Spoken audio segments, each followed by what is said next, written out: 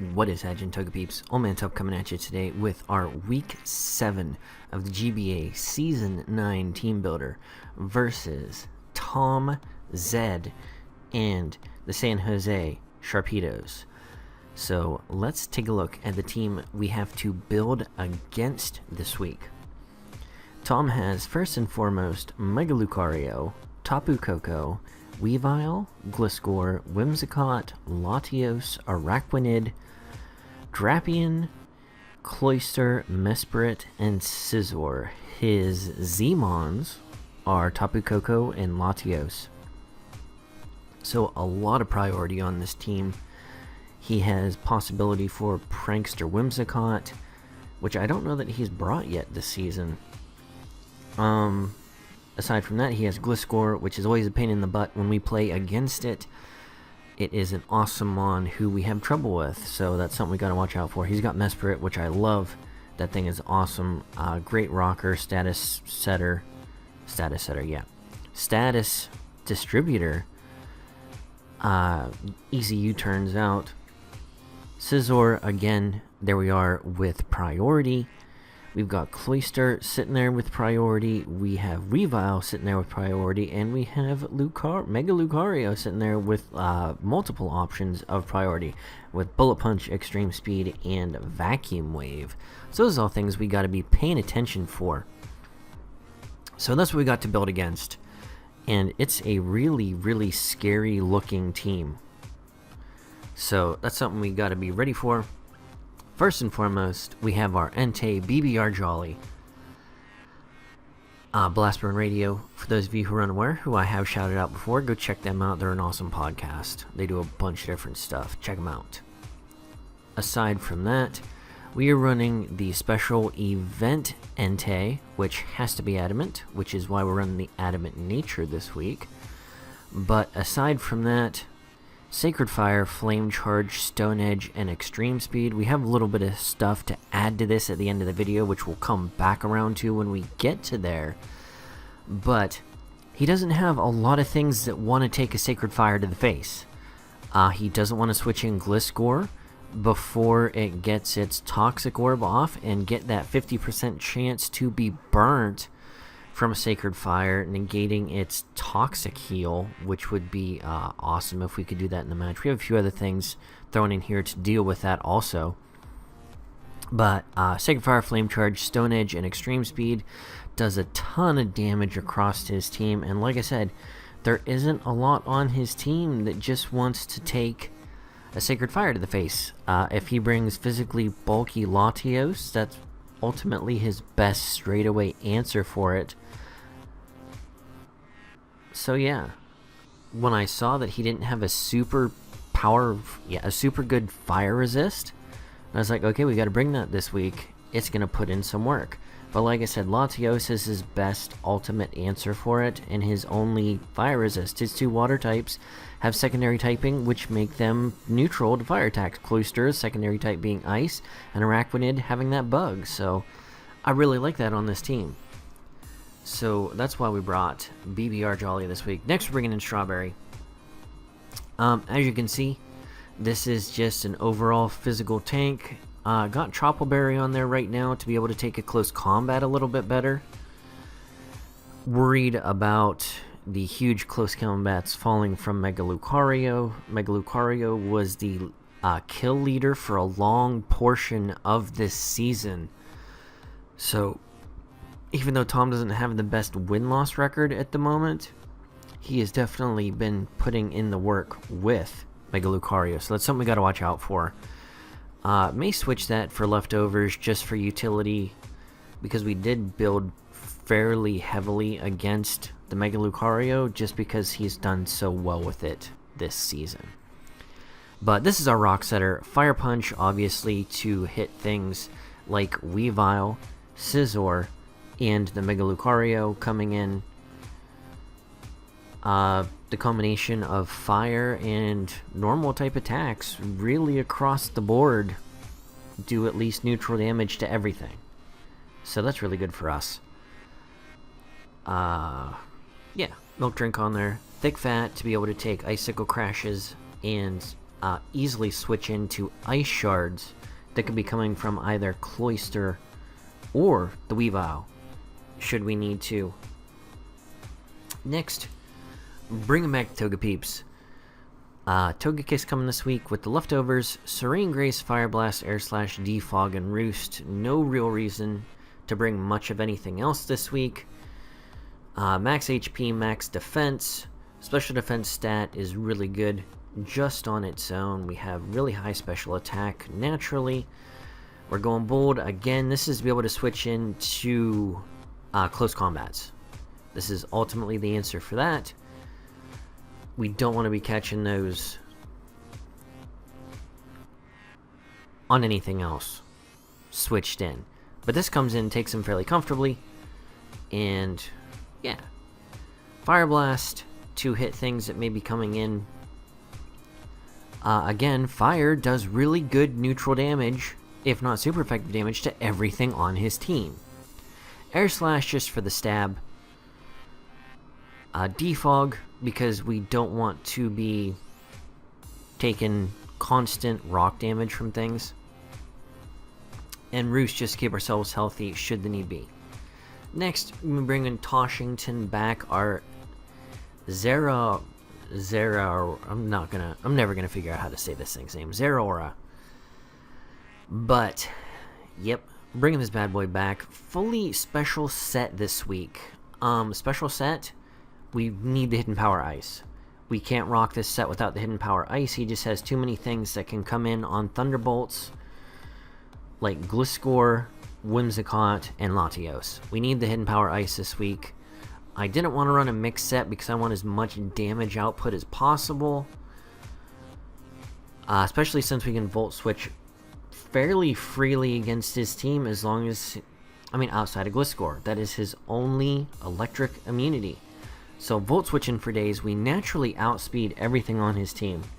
He doesn't have a super fast team, Tapu Koko being the fastest thing, which is what we are speed tiered against.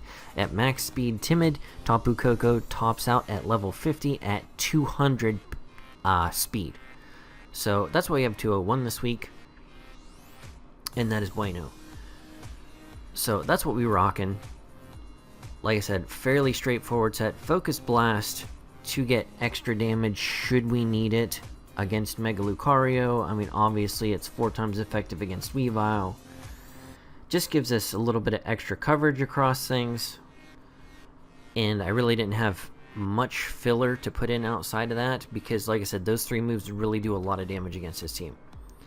Next, we're going to be bringing Aerial back, Flame Orb, Marvel Scale, Melodic.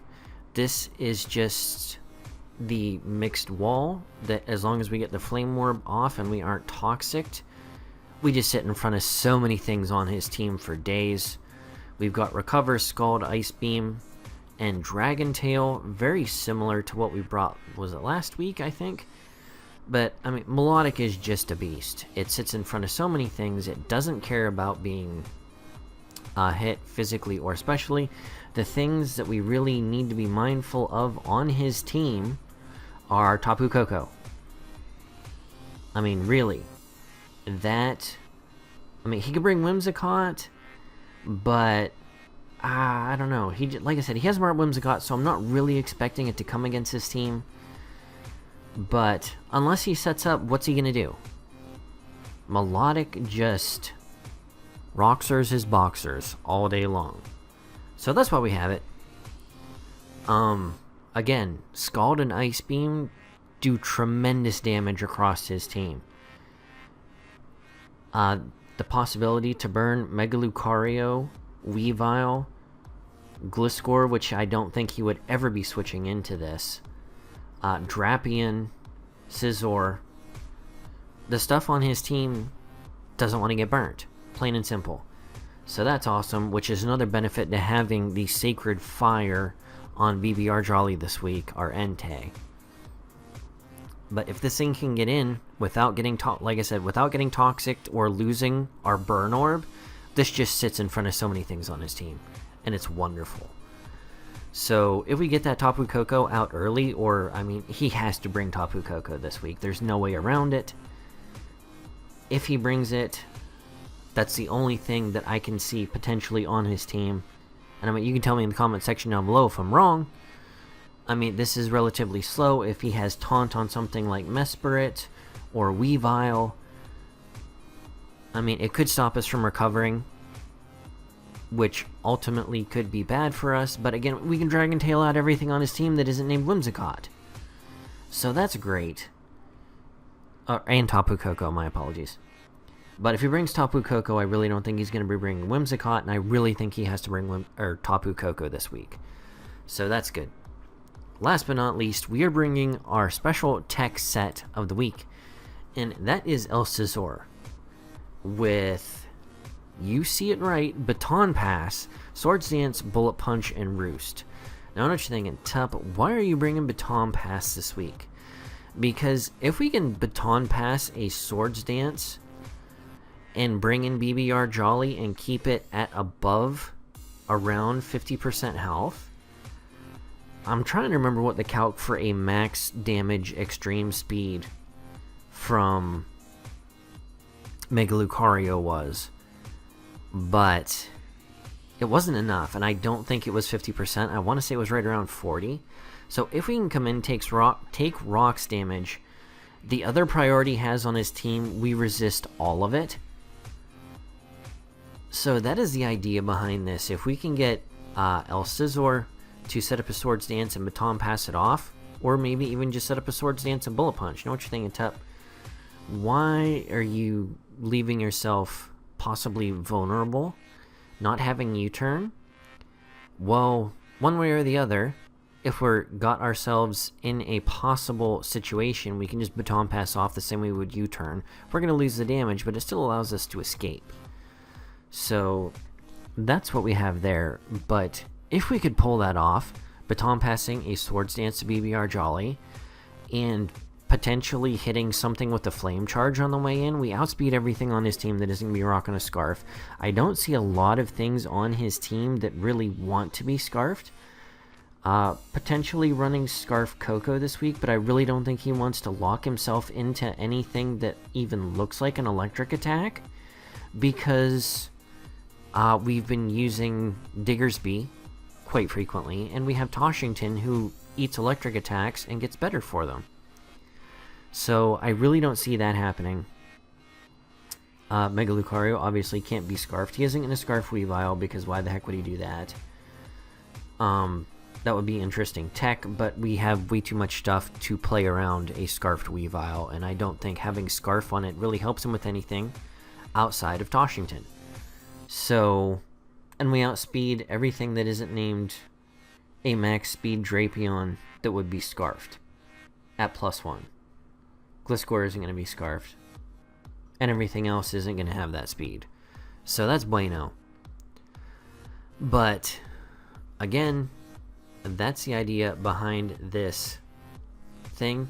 If mid-game to mid to late game, we can get a Bullet Punch, a Swords Dance, Baton Passed off to BBR Jolly, and catch something with a Flame Charge on the way in to speed ourselves up, I really just think it's GG at that point. So if we could do that, that would be awesome. That's the idea behind that set this week, but also the ability to just, if need be, Swords Dance and Bullet Punch things to victory. Because I don't know if it was exactly the past 2 weeks that I don't know that I have the updated stats on this thing. The past 2 weeks that I think it was versus the Donphan and the Noibats, that we had 3 kills in a row, back-to-back weeks with our Mega Scizor. Again, that's a possibility to do again this week if this sets up late game. Because again, what on his team wants to get Bullet Punched in the face? I mean, Mega Lucario could, but it really doesn't want to take a ton of priority from this thing. But again, this is really good late game, just like that Entei would be. But alright guys, I'm OldManTup. Let me know what you think about the team in the comment section down below. Let me know what you think if this glorious Baton Pass Swords Dance set could work. But alright guys, I'm OldManTup, and I will catch you on the flip side. Peace.